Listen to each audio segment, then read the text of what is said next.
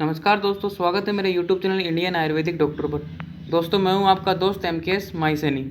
दोस्तों, आज हम बात करेंगे 10वां अध्याय रस वेदी अध्याय। इस अध्याय में हम रसों के बारे में अध्ययन करेंगे। रस आप किसको समझते हैं?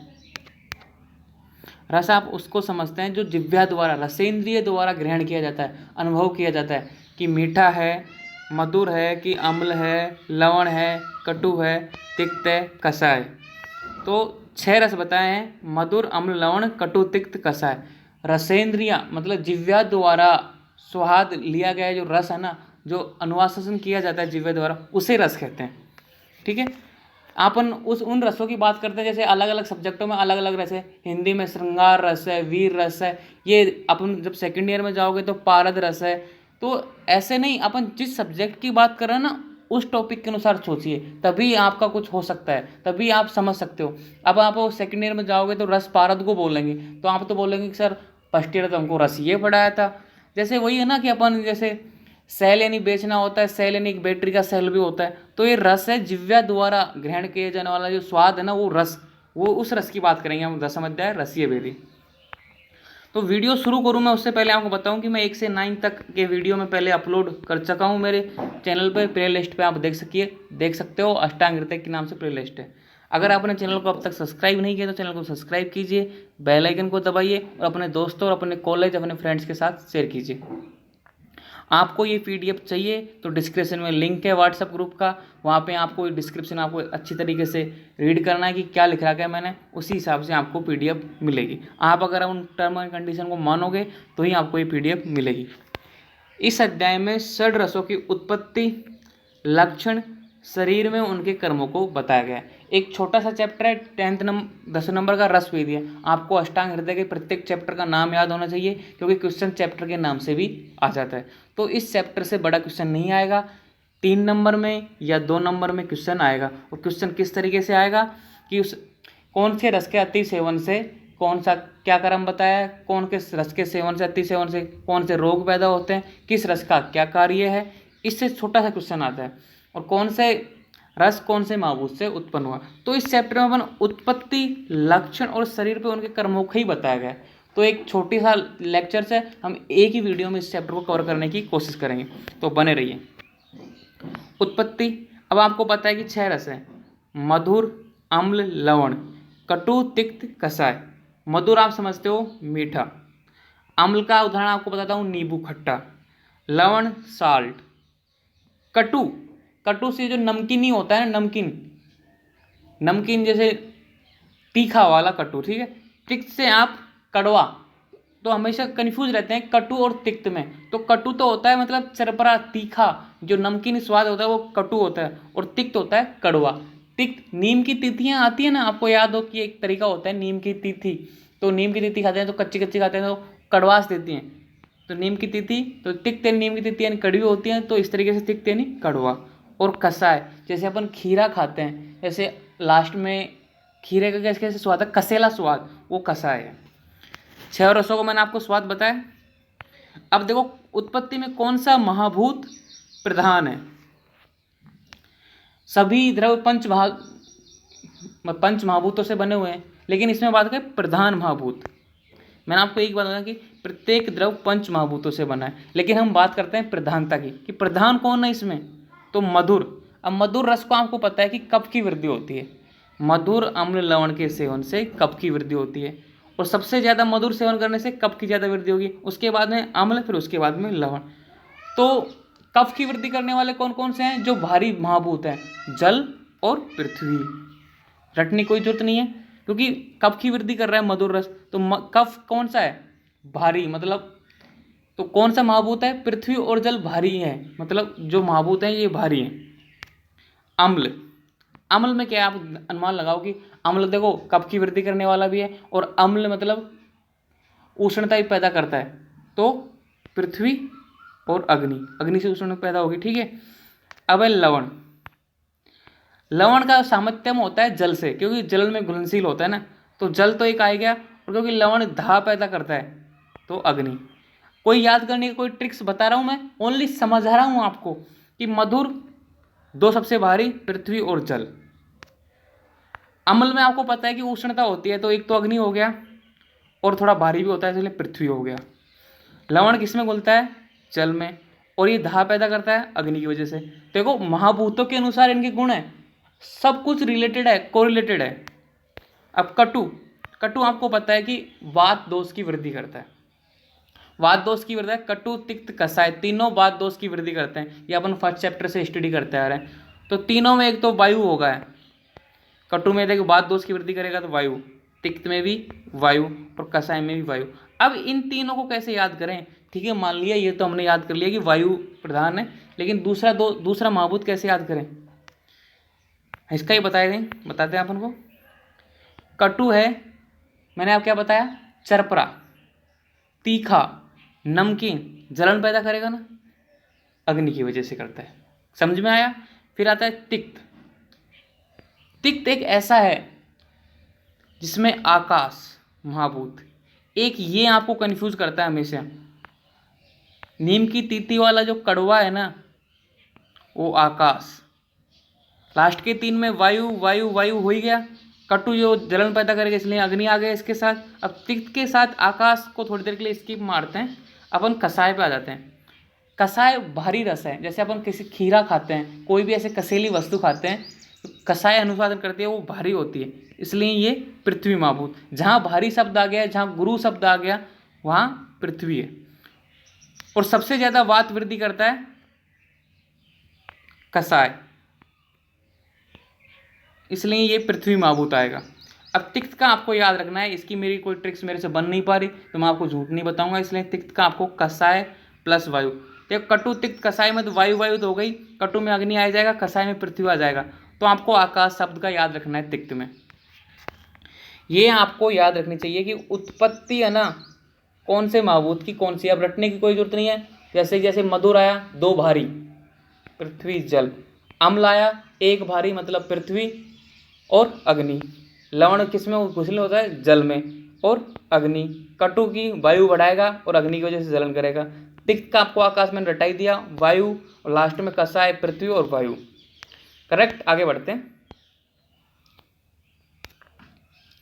अब करते हैं मधुर रस के लक्षण, शरीर में कार्य, अधिक सेवन से उत्पन्न व्याधि।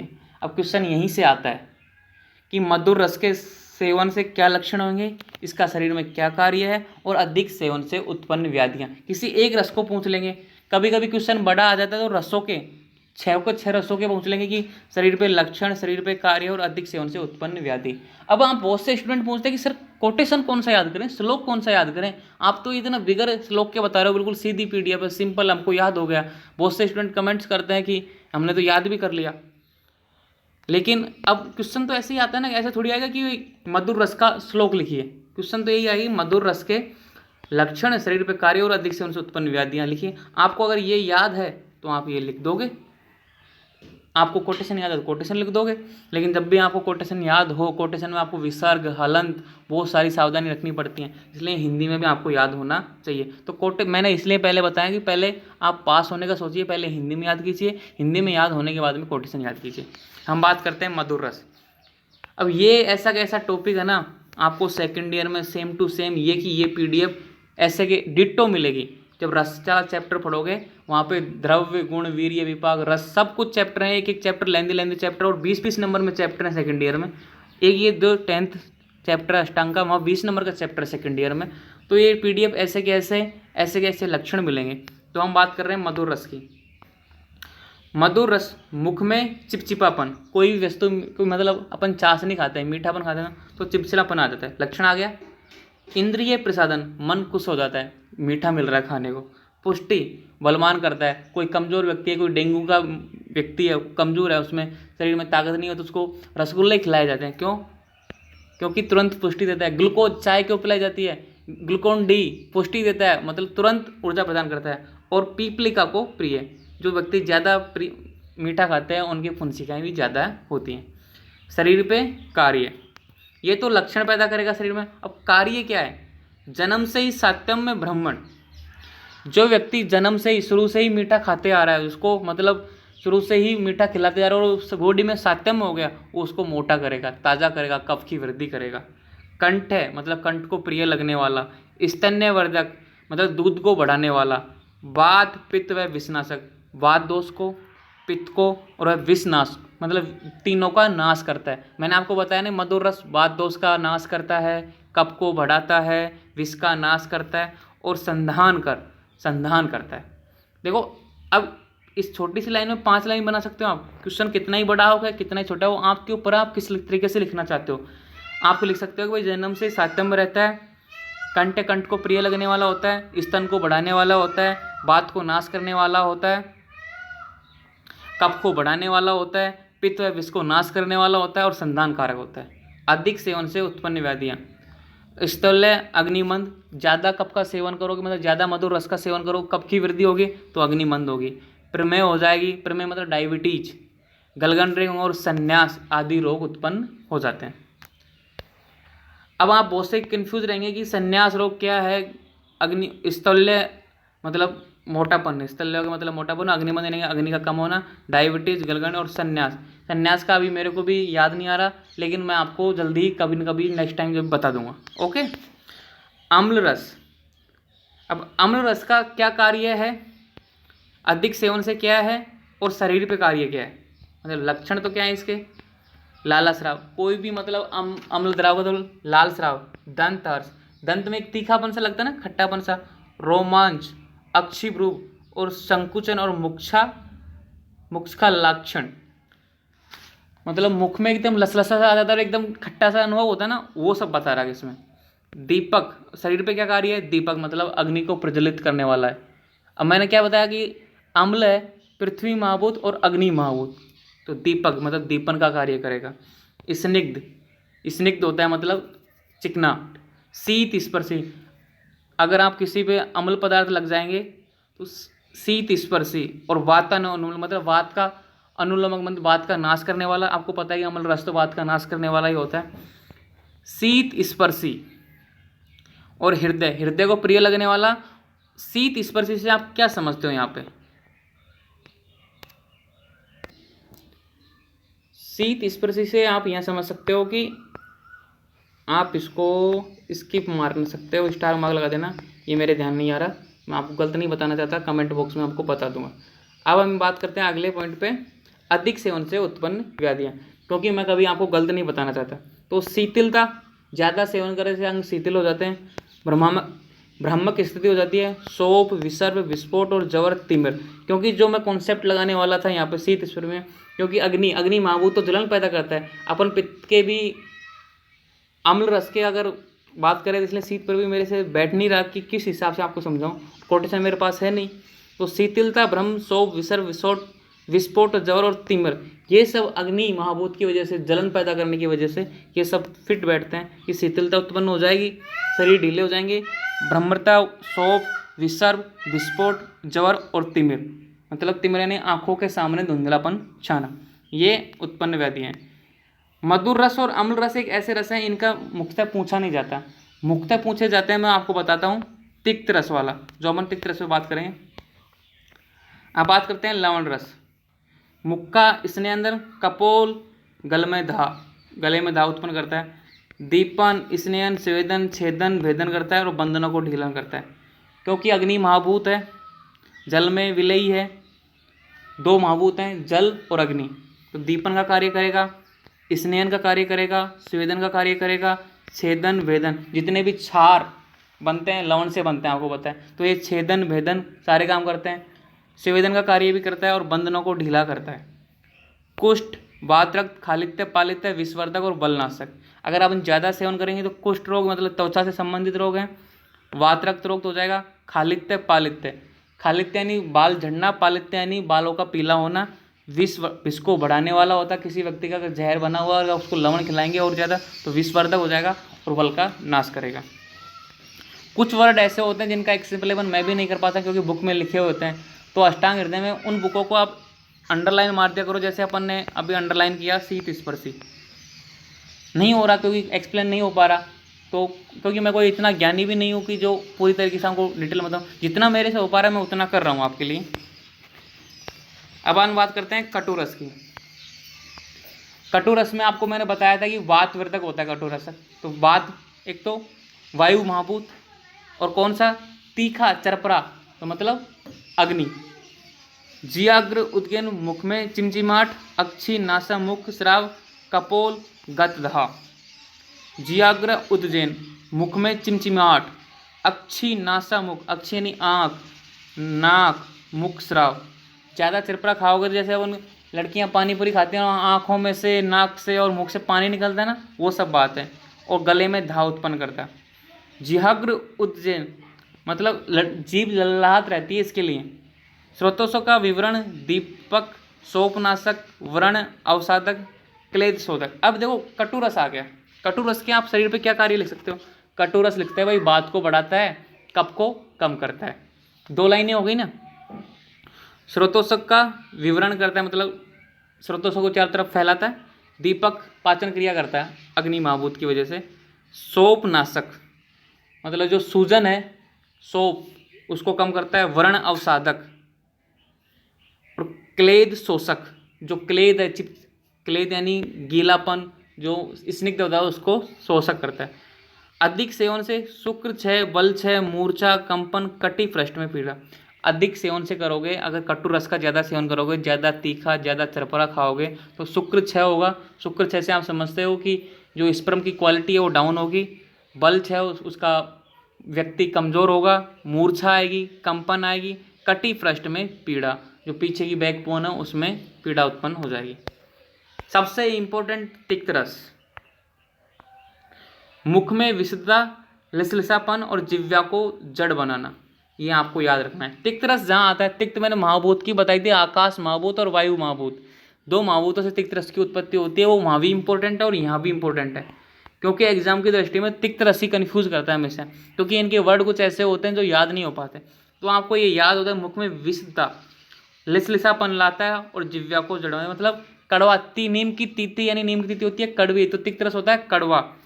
स्वयं अरुचिकर होते हुए भी अरुचि को दूर करना, ये सबसे ज़्यादा इंपॉर्टेंट है कि खुद एक मतलब अरुचिकर, क्योंकि कड़वा है अरुचिकर, लेकिन ये अरुचि किसी व्यक्ति के खाने में अरुचि, अगर उसको नीम की तीती खिला दो, मतलब कुछ भी ऐसा तिक्त रस वाला खिला दो, रुचिकर लगने लग जाता है।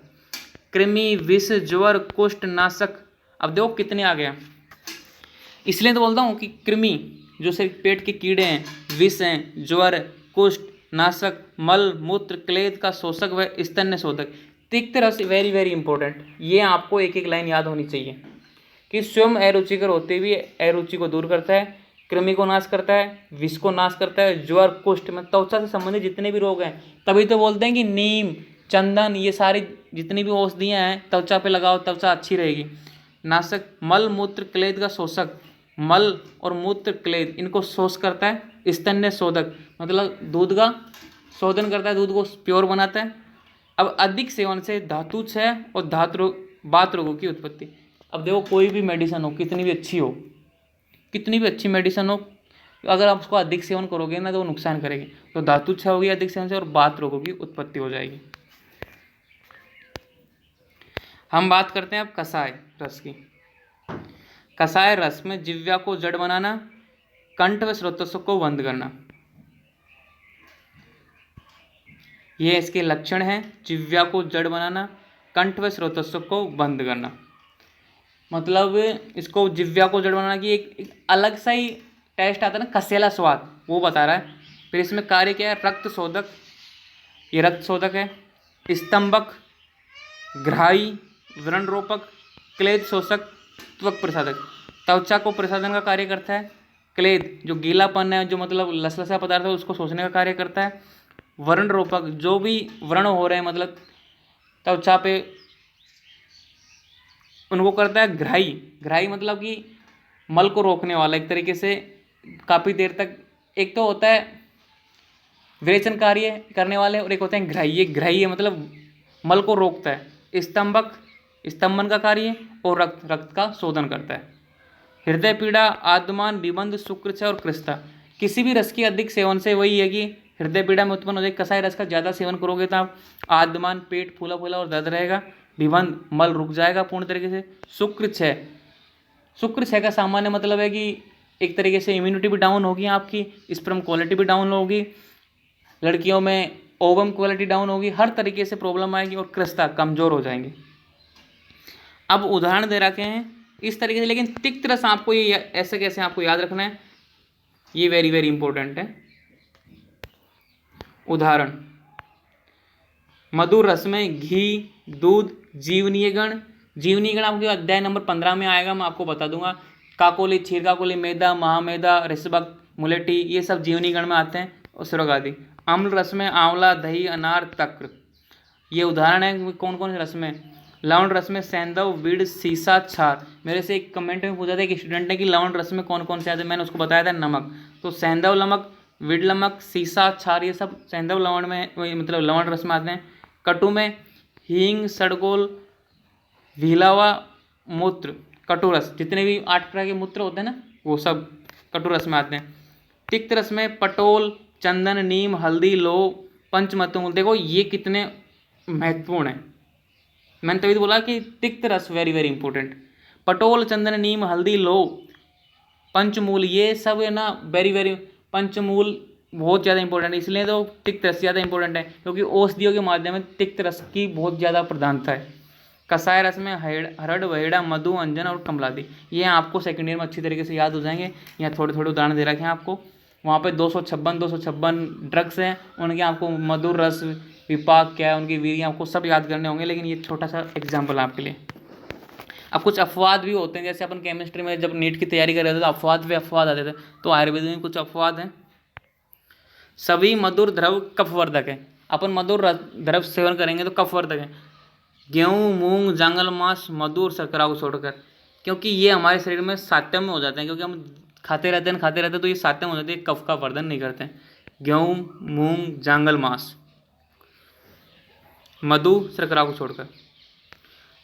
सभी अम्ल द्रव पित्तवर्धक हैं, सभी अगर अम्ल द्रव को सेवन करोगे तो पित्त का बढ़ेगा।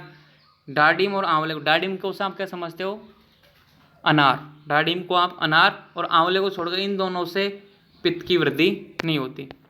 सभी लवण आंखों के लिए अपत्य है, कि कोई सा भी नमक, कोई सा भी लवण आंखों में नहीं लगाना चाहिए, सिवाय सैंधव लवण को छोड़कर। आप अगर आपको लवण यूज करना है, आंखों में कोई औषधि बता रखा है, तो ओनली सैंधव लवण को ही यूज करें।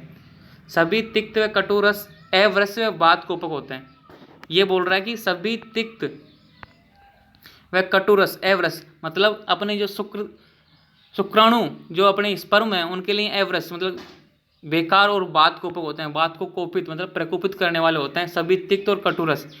लेकिन रसोन मतलब लहसुन, पीपली, सौंठ, गिलोय और पटोल को छोड़कर, ये सब वेरी वेरी, देखो लहसुन, पीपली, सौंठ और गिलोय, जो अमृता नाम का पौधा है, मतलब गिलोय का एक पर्यायवाची है अमृता, जो गुड़ूची मतलब गिलोय, गुड़ूची और पटोल को छोड़कर ये सारे, इनसे कोई नुकसान नहीं है, बाकी सारे एवरेज और बात प्रकोप होते हैं। आजकल आप देख रहे हो कोविड-19 में गिलोय, गुड़ूची का क्वाद काफ़ी इंपॉर्टेंट यूजफुल साबित हो रहा है। सभी कसाय द्रव स्तंभक होते हैं हरितकी को छोड़कर, सभी कसाय द्रव स्तंभक होते हैं हरितकी, एक हरितकी को छोड़कर सभी द्रव कसाय द्रव स्तंभक होते हैं। अब स्तंभक यहाँ पे मैंने आपको बताया था, देखो यहाँ पे भी है कि शरीर पर कार्य स्तंभक।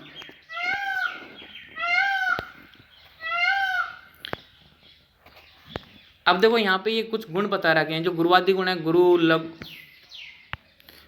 लघु, शीत, उष्ण, स्निग्ध, रुक्ष।